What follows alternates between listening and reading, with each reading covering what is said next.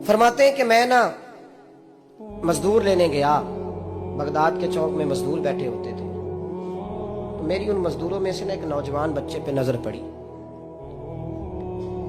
बड़ा कमजोर सा वजूद था, लेकिन चेहरे पर इबादत का निशान था। माथा बताता था कि नमाज का बड़ा ख्याल रखता है। मैं उसके करीब गया।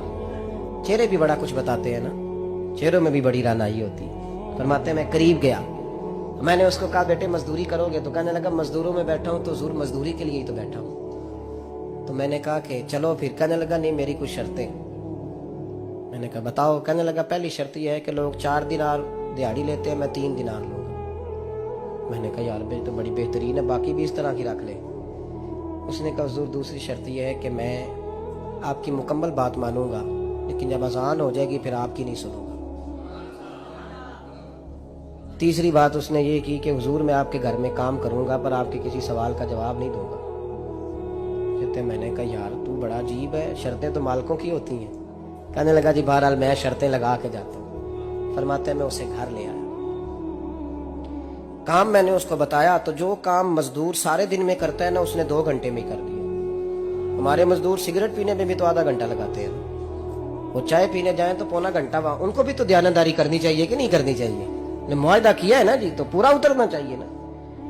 कहते 2 घंटे में। अब काम जब बंदा शुरू कराता है तो काम और निकल आता है। कहते काम मैंने उसको और बता दिया, वो करने लगा। उसने मिट्टी निकाल के रखी थी बाहर रास्ते में, तो अजान हो गई जोर की।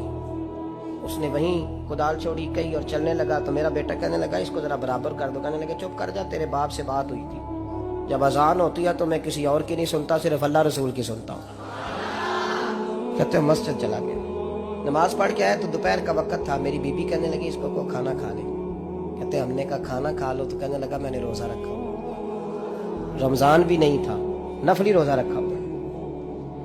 फरमाते हैं शाम हुई, मैंने 3 दिनार दिए। तो मैंने कहा तेरा नाम क्या है? कहने लगा मैंने आपसे कहा था मैं किसी सवाल का जवाब नहीं दूंगा। कहते वो चला गया। अगले दिन मैं फिर लेने गया उसे, काम कुछ और निकल आए। तो लोगों ने बताया वो सिर्फ हफ्ते वाले दिन आता है।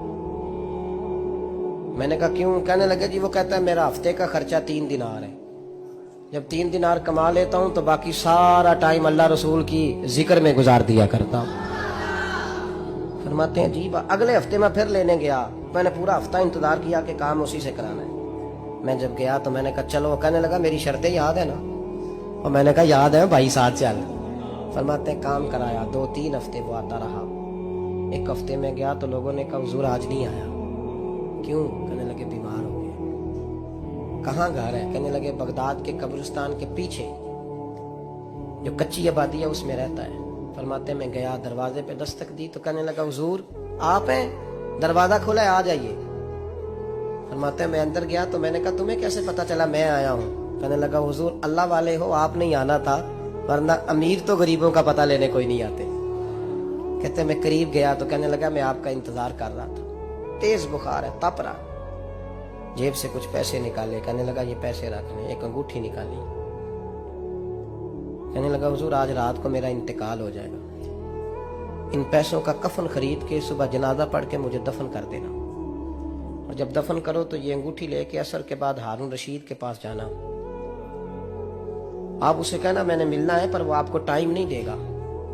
आप उसको आवाज दीजिएगा कि तेरी एक अमानत है मेरे पास। फिर वो आपसे मिलेगा तो अंगूठी दे दे, फिर आप मेरी तरफ से फारिग हैं। हजरत फरमाने लगे तेरा नाम?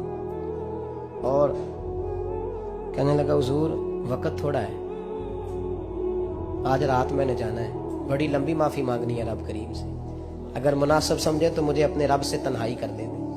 फरमाते हैं मैं आ गया, पर उसकी बातों ने मुझे सारी रात सोने नहीं दिया।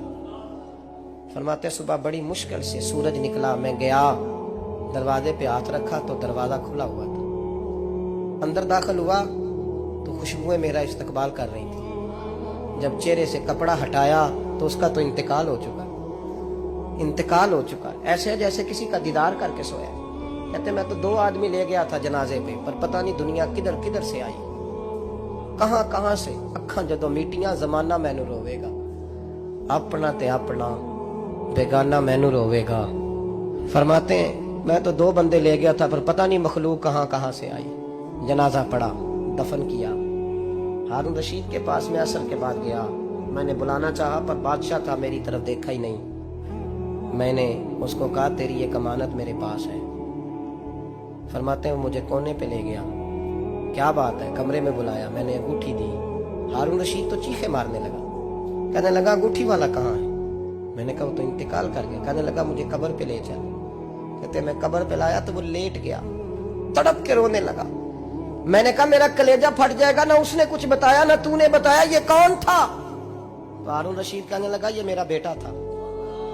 मैंने कहा तेरा बेटा और मजदूर? कहने लगा हुजूर ये हजरत दाऊद ताई के पास बैठा करता था, उनका मुरीद था, मुझे रोज कहता था अब्बा तूने बड़ी दुनिया इकट्ठी कर ली है, मरते वक्त तुझसे टांगे समेटी नहीं जाएंगी, इतना हिसाब नहीं तू दे सकेगा। मैं इसको समझा देता, इसकी अम्मा समझा देती। ये रोज हमें कहता छोड़ दो, आ जाओ अल्लाह रसूल की बारगाह में झुक जाएं।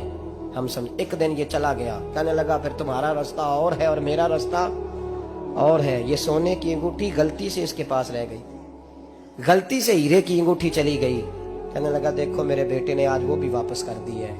फिर तड़प के कहने लगा हारून रशीद था तो ये मेरा बेटा, पर मेरा मुर्शद निकला, मेरा पीर निकला। भाई जिंदगी तो बड़ी थोड़ी है ना। बाबा साहब ने कहा था उठ फरीदा सुत्या, और दाढ़ी आ गया पूर, अग्गा नेड़े आ गया, पिछा रह गया दूर। उठ फरीदा सुत्या खलकत वेखन जा, मते कोई मिल जाई बख्शिया ते तू ही बख्शिया जा। उठ फरीदा सुत्या झाड़ू दे मसीत, तू सुते रब जागदा, तेरी डाडे नाल परीत। मेरा रब हमें भी अपनी बारगाह में कबूल फरमा।